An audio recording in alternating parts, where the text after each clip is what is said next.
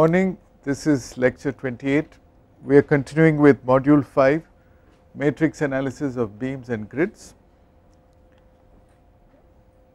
We are reviewing the conventional stiffness method. If you recall, in the last class we actually solved one problem.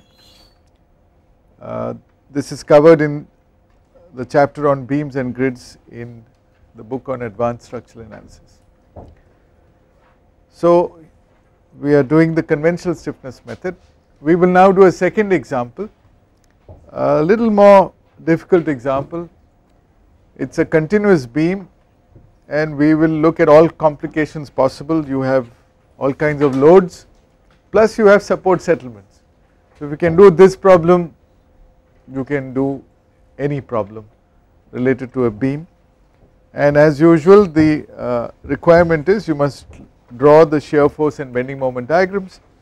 In place, in terms of displacement, maybe it's worth knowing what is the maximum deflection at that free end and elsewhere.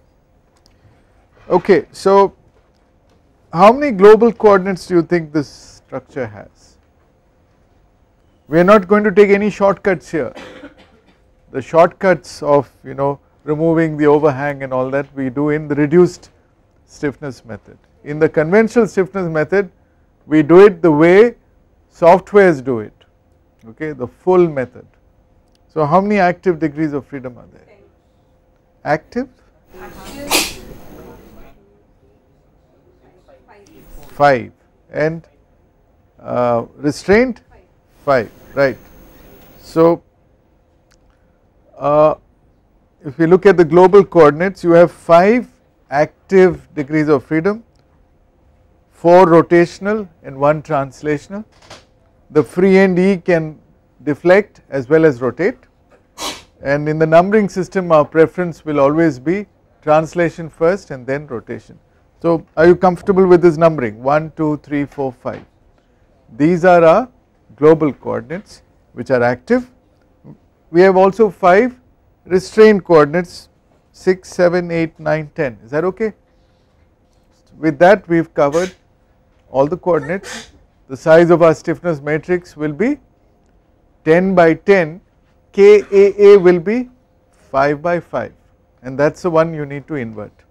So it is not a problem that you can do manually, you will have to resort to using some algorithm or using MATLAB, but this is just a demonstration of how stiffness method can be used to solve any problem, any beam problem. In terms of the coordinates that we have selected, let us look at the load data. We have a load vector which is 5 by 1. Load vector is 5 by 1 because there are 5 active coordinates, and you will find that there is only one nodal load, namely the moment at the free end E, which is F5, which you will write as minus because anti-clockwise is positive and the moment applied is clockwise. So minus 50 kilonewton meter is the load. You also have support settlements. So which coordinates are deflecting? 8 and 9, right? So D8 and D9 is respectively 5 mm and 10 mm downward, which means a negative sign. So after you write down, you identify the coordinates, you should summarize the input loading. There is some more loading on the structure, those are the distributed loads. The distributed loads you have to convert into fixed end forces. Okay. You have 3 beam elements and the local coordinates are shown here. Actually you have 4 beam elements, right? You have 4 beam elements. The element 2 and element 3 are identical in terms of span, but the difference is in terms of their flexural rigidity. So if you see here, instead of drawing 2 elements, I drew just one generic element and I said the span is 6 meters for both, but for element 2 the EI value is 3 EI and for element 3 the EI value is 2 EI. So actually you need to draw 4 elements, but we kind of saved space by doing this. And that overhang is also treated like any other element, that is a 4th element, and you have 4 degrees of freedom. Actually you can draw just one element, and the only thing that changes is the length and the EI. It is 1, 2, 3, 4, right. Okay. Now what do we do next? It is good to write down the solution procedure so that you have a road map. So this is, you are familiar with this. First you find out the transformation matrices, find out the fixed end force vector, convert it into global coordinates, find the net load vector. The net load vector includes the nodal loads and the negative of the fixed end forces at the active coordinates. Then you generate the element and structure stiffness matrices, we have done this many times. Here you will find the displacements and support reactions using the equilibrium equations. Please note here the displacement vector contains dr, which is not 0, not a null vector, because now you have support settlement. So you have to be careful to include that. Take the first equation, solve it, find the unknown displacements, plug it into the second equation, find the support reactions, and then you can also use the unknown displacements to find the member forces. Just want to remind you that this last equation is familiar to us. What is it really? The equation we have written in matrix form. It is nothing but the slope deflection equations.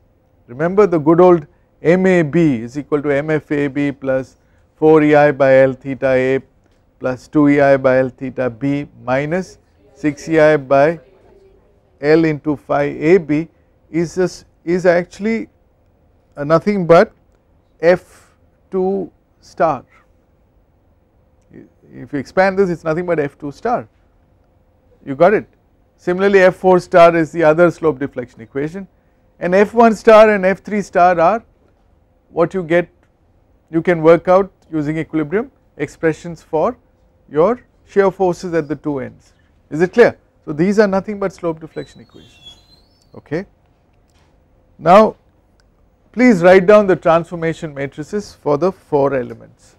We have the global coordinates, we have the local coordinates.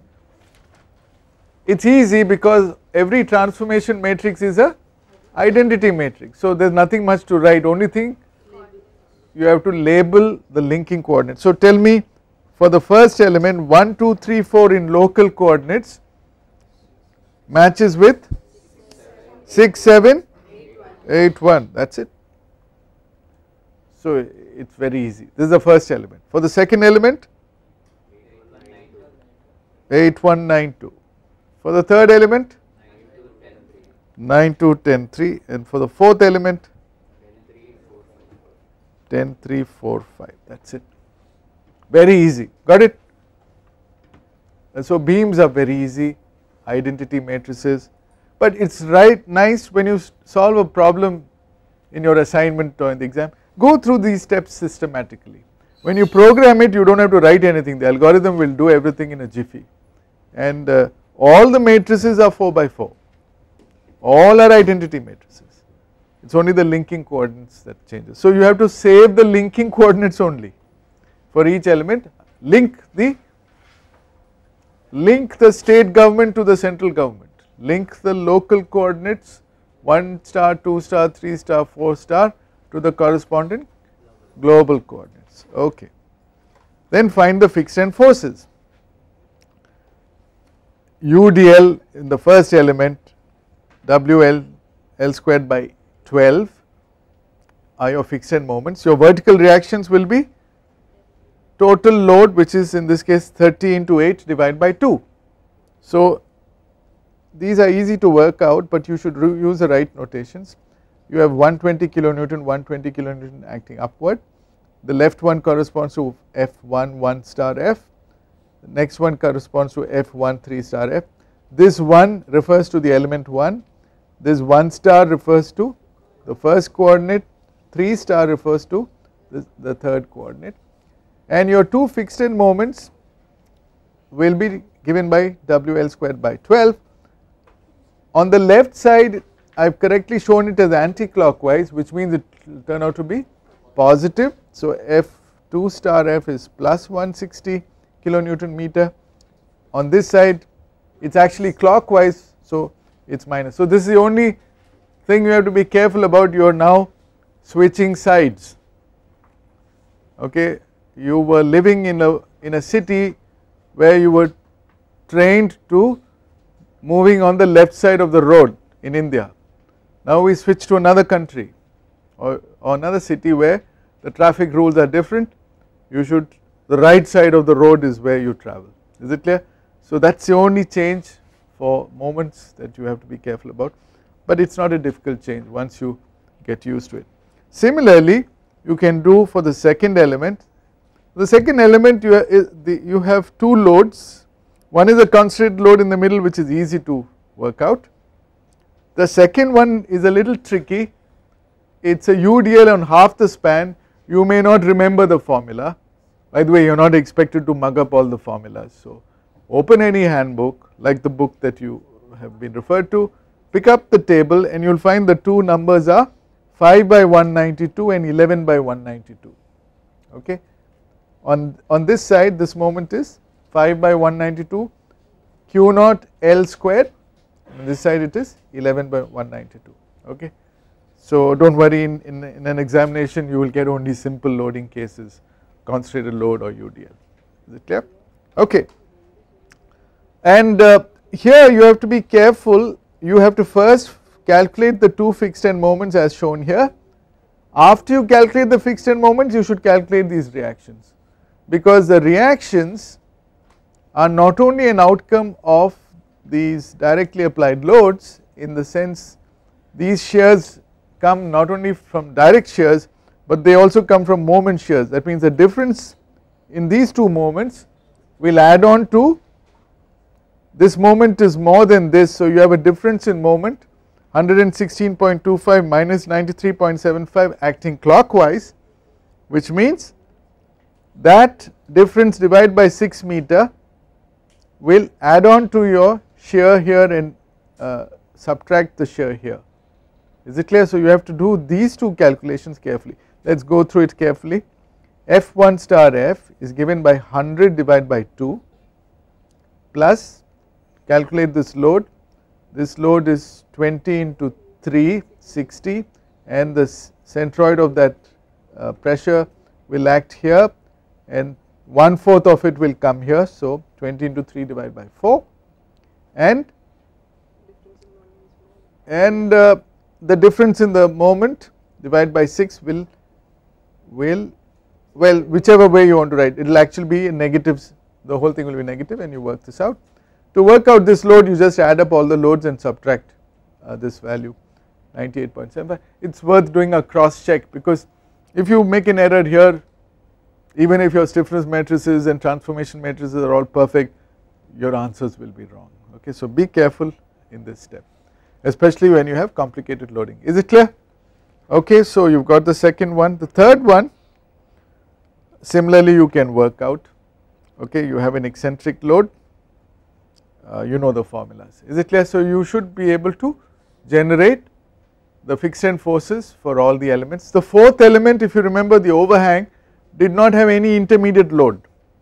It had only a nodal moment of 50 kilonewton meter. So there is no calculation to be done for the fourth one, and you can put them all neatly in vector form in terms of element fixed end force vectors in the local axis system.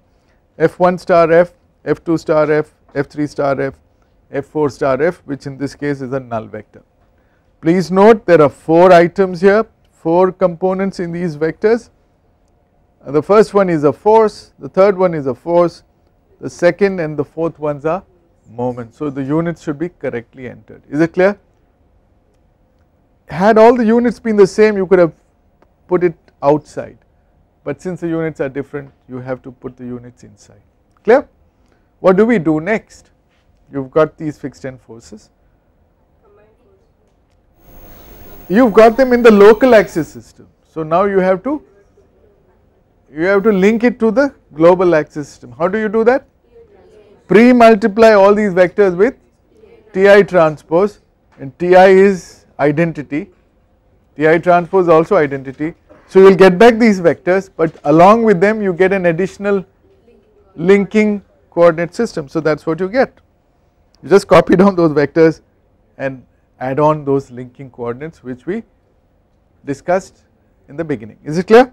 This step is clear? Very easy to do. What do you do next? What's our objective? We are trying to find a solution to a problem where we can deal with only joint loads. So we have to convert these into, we want to find the net load vector, which is, and also we want to find the the fixed end forces which accumulate at the restraint coordinates. So what you need now is the FAF and FRF at the structure level. How do you do that? Well, you have already done the slotting here. The slotting is already done. You have to accumulate everything that comes in any slot and then generate this fixed end force vector. Let us take a look. For example, at the first slot F1F, which belongs to the active coordinates, you pick up this value, then you pick up this value, and that is all. So you add up these two, you will get this value. Take the second slot is this one, so you have to pick up this value and this value, add it up algebraically, you will get this value, and so on and so forth. Some of them will remain with zeros. This is something that is accumulated in the active coordinates, so it will operate as a load, but you must oppose it, you must put a negative sign. This is coming in a restraint coordinate, so just keep it there and add it to your reactions later.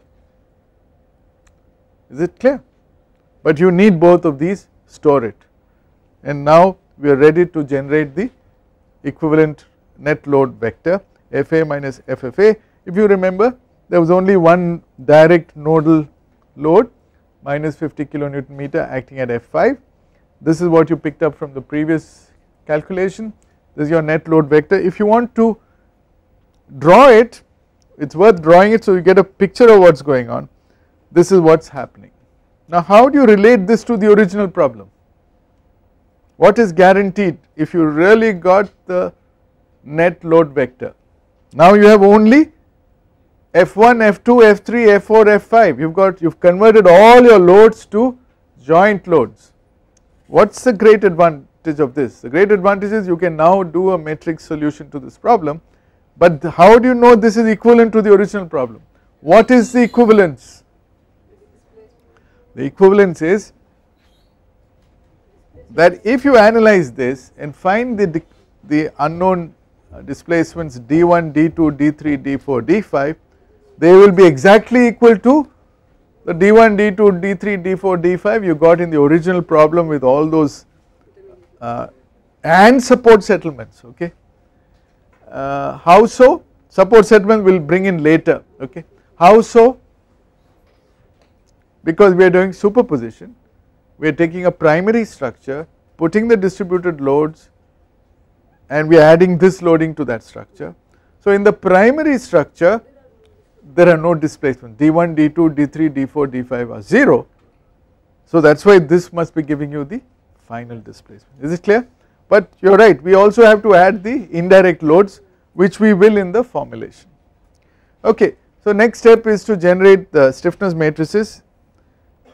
We know this is a standard matrix, we discussed it yesterday. You can write it elegantly in this form because there are only 3 quantities, 12 EI by L cubed, 6 EI by L squared, 4 EI by L and 2 EI by L. The fourth one is C divided by 2. So if you write a small algorithm like this, especially if you are writing a program, just ask it to generate this for all the 4 elements. So that is for each element, spell out what is the length, what is the EI value, I value, what is and what, that is all you need. Then you get the values of A, B and C for all the 4 elements. Okay. This is just a algorithmic way of generating the matrix, you can do it in your own way. Is it clear? At the end of the day you must get these 4 element stiffness matrices. Is it clear? These are properties of the structure, they do not depend on the loading. So you have got K1 star, K2 star, K3 star, K4 star, they are 4 by 4 matrices, and you have to convert from the element level to the global axis coordinates. So you have to do Ti transpose K star Ti, you will get back the K star, but you will get along with it the linking coordinate. So that is what I have shown here. Now you are ready to assemble the structure stiffness matrix. How do you do that? The slotting thing, we do not go back to those days, you have understood how to do that. You have to program it and you will get, it is a huge matrix you will get a 10 by 10 matrix. It is very difficult to show the 10 by 10 in a small screen like this. So we partition it and write the KAA separately, KAR and KRA separately, one is the transpose of the other, and KRR, and you will find that KAA and KRR should be symmetric and diagonal dominant. It means all the diagonal elements must be positive. If any one of them turns out to be negative, you have made a mistake. Another thing to look out for is, if any of the diagonal elements is close to 0, you have got a ill conditioned matrix. Inverting that matrix will give you a lot of errors. Normally it will never happen, okay, because luckily for us, in linear elastic structures the stiffness matrix, unlike the flexibility matrix, is guaranteed to be positive, definite and well conditioned, okay, right. So any questions here, is it clear? So we can get KAA, we can get KAR, actually you should generate it fully and then check to see is KR and KRA the transpose of each other. Do not assume anything, because one may be wrong somewhere. Invariably when you do it manually you will miss out a negative sign here and there, and you need to sort it out. But if you are programming it, you can't go wrong, you can't go wrong. So human errors are less likely if you have got a well tested algorithm. So you have KRR also. What do you do next? You have got the structure stiffness matrix, you can handle any load on this structure, any load. This load is a special case. So what should you do next? You should write down the equilibrium equations and pull out the first equation. If you look at the first equation, FA minus FFA is equal to KAA into dA plus KAR into dr. It is convenient whenever you have dr to separate out KDA separately, plug in the values of FA minus FFA which we have already computed, and dr which we got at the input stage, support settlements, and then solve for KADA. After you get this, you pre-multiply this with K inverse and you have got your displacements, okay. You have got your displacements, hopefully they are right if those numbers that you generated are right, okay, so provided the calculations are right.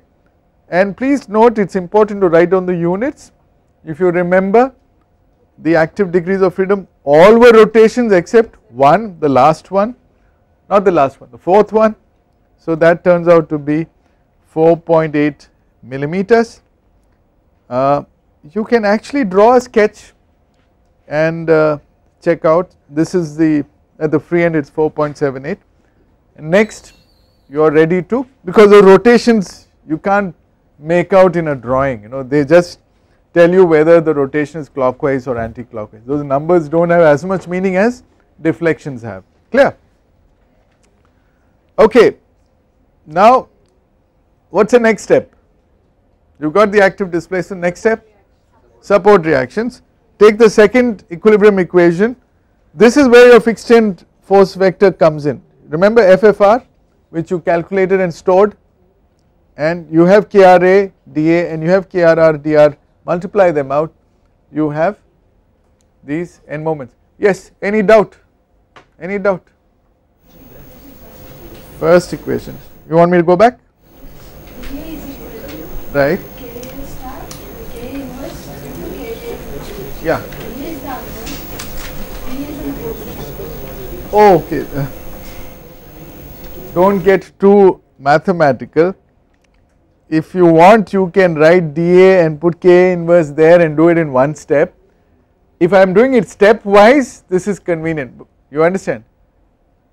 I am looking at that matrix which I got. How do I get K? But you can do it in one step directly. Okay, as long as you get the final answer, it makes sense. Shall I proceed? You've got this. And you've got to see the reaction. So you show the reactions. See whether it makes sense. What's the next thing you should do before you proceed? You should do a quick check, okay, because you might get funny results. What's a check? Equilibrium, at least one equilibrium. So add up all the loads, see whether they match. In this case, I think the total downward load is 550 kilonewton.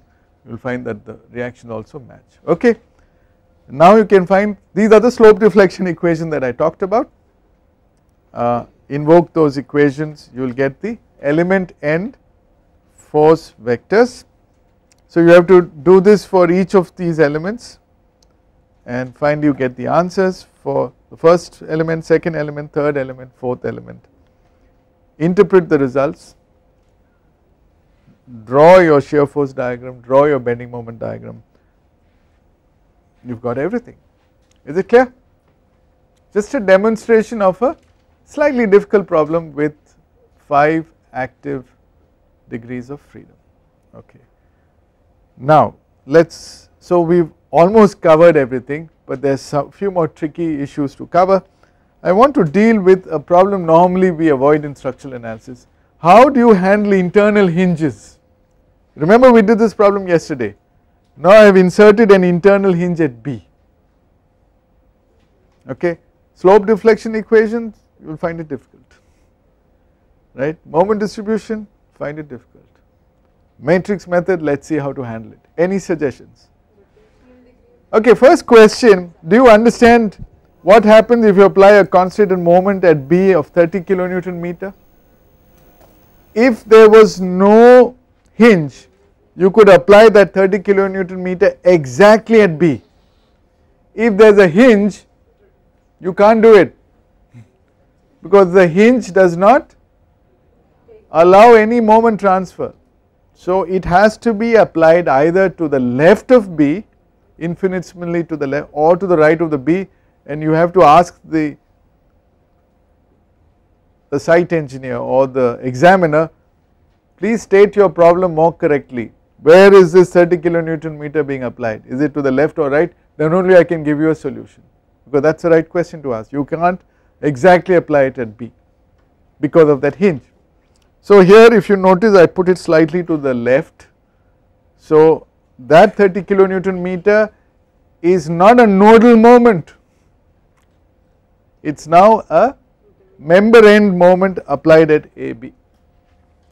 That is the first thing to note. But how the hell do we handle that internal hinge? Any suggestions? Rotational degree of freedom is active. There are problems. What are the problems? At least tell me the difficulties you visualize with the internal hinge. There is movement along vertical direction. How many active degrees of freedom did you have without that hinge? Without the hinge? We did this problem yesterday. You had 2. At B you had a translation and a rotation. Yeah. Now what's the difficulty you encounter? What's the difficulty you encounter with those Theta 2? is not same at B. Theta is not continuous. When we had 1 and 2, D1 was the vertical deflection at B, D2 was the anti-clockwise rotation at B. Now D2 is a problem. Why? Because D2 to the left of B and D2 to the right of B are different. And we are really not interested in those displacements, are we? We just wanted the bending moment and shear force diagram. So there are people have broken their heads on how to crack this problem. I will give you one elegant solution unless you have something to contribute. 4 degrees, I want to minimize my work. Yeah, you can do all that, but it is not going to be easy. You try it. We do not have much time to discuss all that. we want to minimize our work. We don't want to do more work than what we did without the hinge. We want to do less work actually, preferably, right? But you can do less work because if you notice, the moment MBA is known, it is 30 kilonewton meter. The moment MBC is known, it is 0 kilonewton. So at least you know that much. You know what is going on inside that beam at B. So if you notice, there are two characteristics about an internal hinge. First is no transfer of bending moment is allowed across the hinge, any internal hinge. The second is you have this problem of rotational compatibility which we just discussed, okay.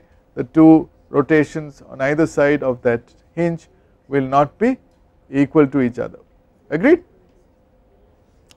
It will help if you pay attention to what we are discussing and do the assignment later. Thank you. Okay, how do we model the internal hinge? Model means actually what?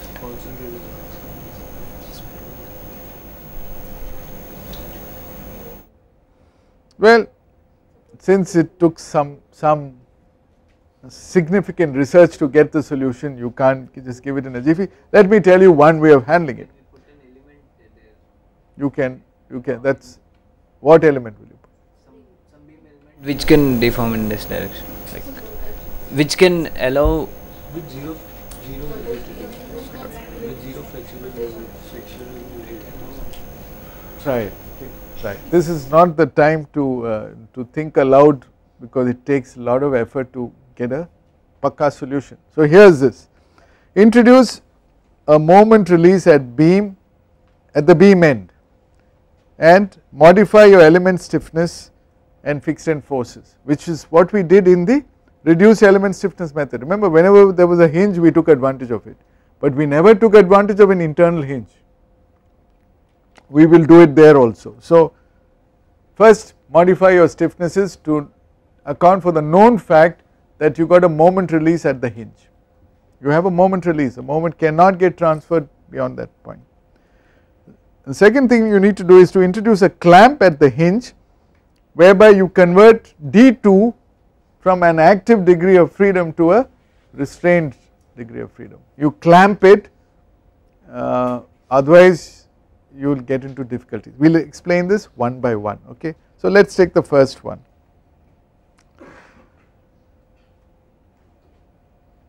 You have got a beam, the hinge can be at one end, left end, right end or both ends. You can have two hinges inside a structure. So let us handle all possibilities. For example, the balance cantilever bridge has two internal hinges in the suspended span region, okay. So let us take the first one where you have one hinge at the start node which is at the left end, okay. We are not reducing the number of degrees of freedom in that element level. You have 1 star, 2 star, 3 star, 4 star as we had earlier. If you were to allow a moment release at 2 star, that means F2 star is permanently 0, right. How would you write the stiffness matrix for this? Can you tell me? You know the conventional stiffness matrix, 12 Vi by L cubed was the first term, that will now change to what?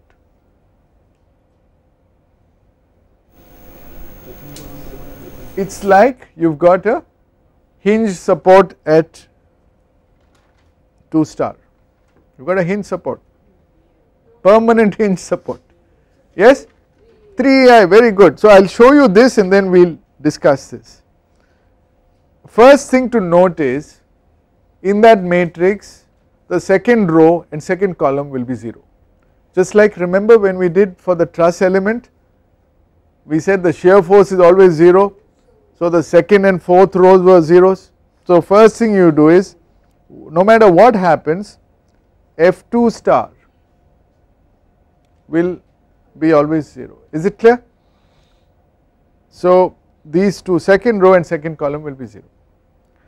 Then you have to fill in this. So how do you fill in this?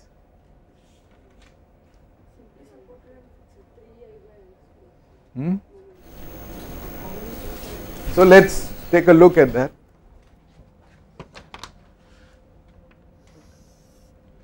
This is a hinge, this is fixed,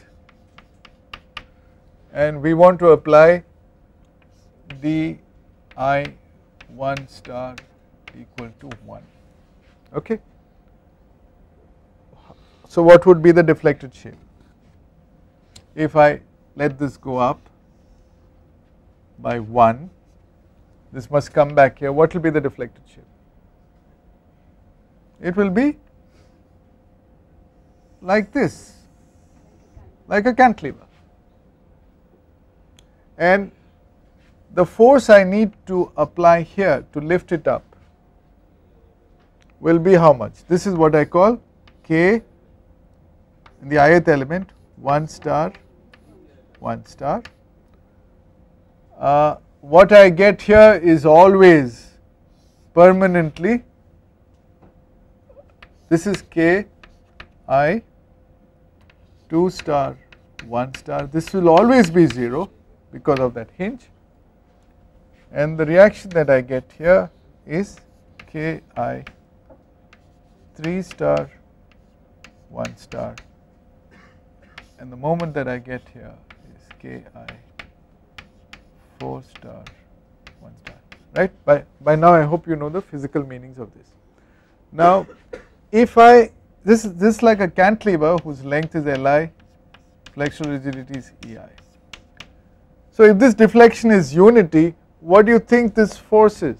3Ei by L cubed. Okay, no doubts about that, 3Ei by Li cubed. Okay, if this is so, then this must be minus 3 for equilibrium, minus 3 Ei.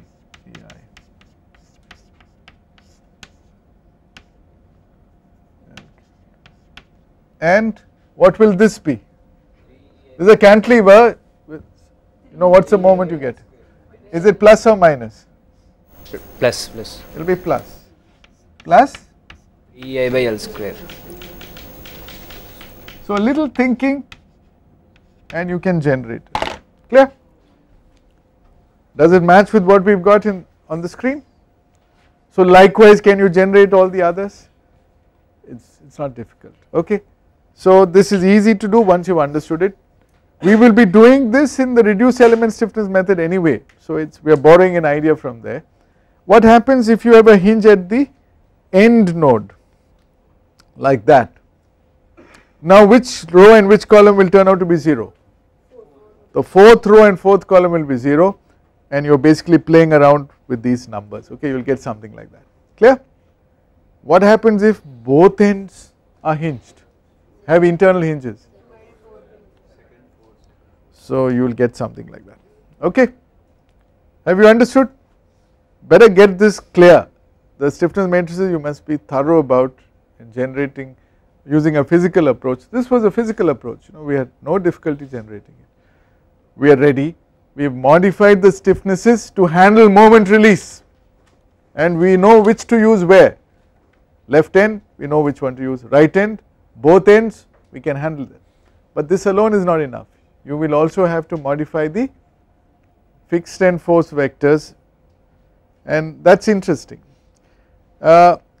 Usually you do not have a concentrated moment acting, but if by chance you have one, you should be able to handle that also. So I am giving you a case where you have a concentrated moment acting at that released location m0.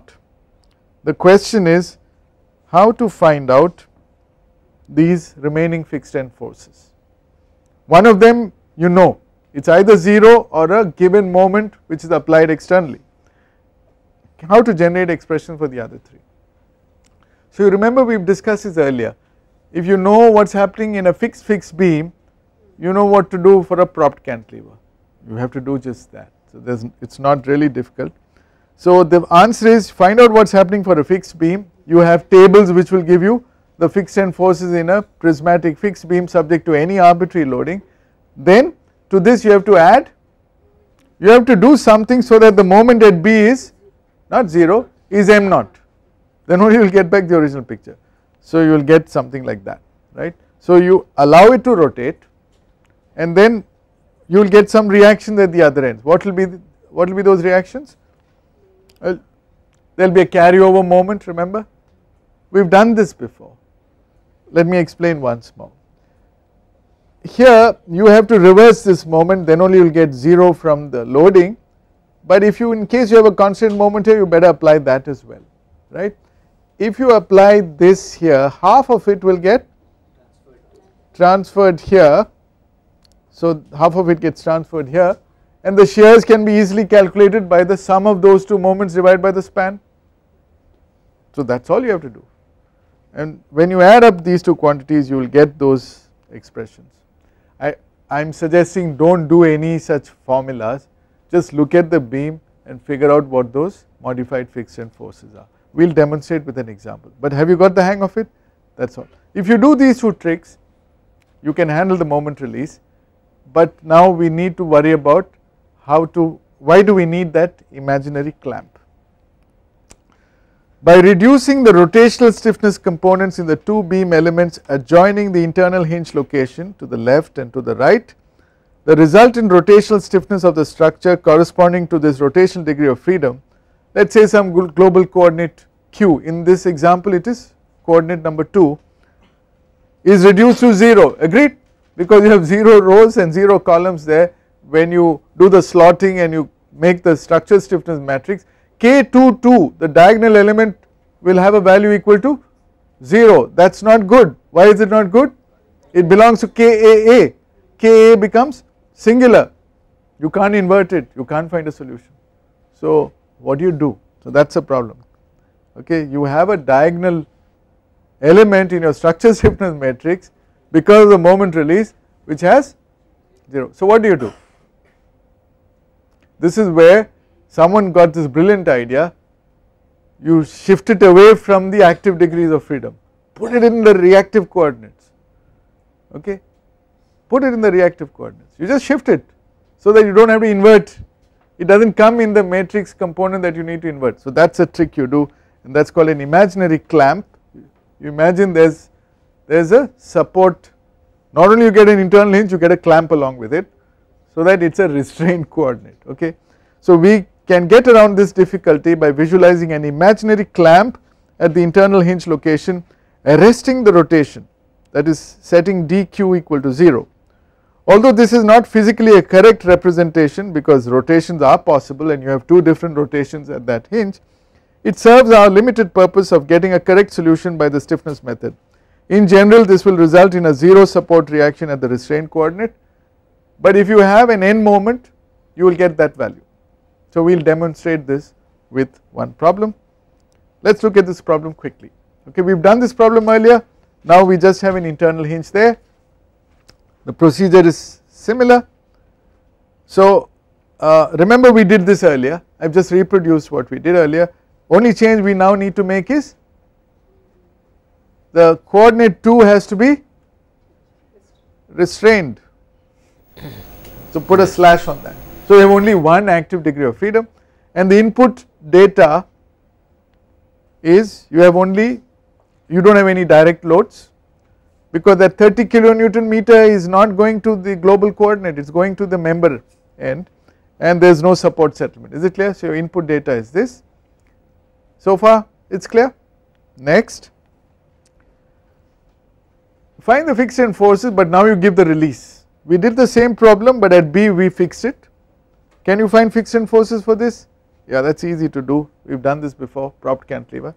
What about the second element? By the way, your 30 kilonewton meter is now coming here as local load in this moment. So we shifted it from a nodal load to an intermediate load, that is the change we did. Earlier it was going to the structure, going to two elements simultaneously, now it has gone to one element as an intermediate load which will generate a fixed end moment. Is it clear? Makes good sense. Similarly you do for the second element, take advantage of that hinge. Tell me what is the formula for that fixed end moment? WL squared by 12 is the standard formula, 3 by 2 1.5 times, which works times. out to WL squared by 8, you know how to do all those calculations, and the moment at B is 0. You have got the fixed end forces, what do you do next? Write them down in vector form, then you do the transformation, put the linking coordinates, assemble them together. Now you have only one active degree of freedom, so F1F, and then find the resultant force vector, and this is what you have done really. That resultant force is a force acting at that location. Is it clear? With an imaginary clamp. This part you can generate, remember those formulas which we generated for the two elements. Can you generate the element stiffness matrices? Then can you multiply them with the identity matrices and put the linking coordinates, and you assemble the structure stiffness matrices, you will get lots of zeros. Okay, the second row and second column are dangerously zero, but do not worry, they do not belong to the active degree of freedom, so let them hang around there. Find Ka, it is now 1 by 1, earlier it was 2 by 2, invert Ka, solve the first equation, your unknown displacement comes, a huge displacement because of that internal hinge, you have 102 mm, okay, and find the fixed end forces, you will correctly get the answers, and write down your, these are your support reactions, see if they satisfy equilibrium, find out your member forces, element end, same formula, everything follows nicely, and draw your diagrams. It is a powerful method of handling internal hinges, normally not taught, not commonly encountered, but in case you have them, you know how to deal with it. Is it clear? We will stop here. Thank you.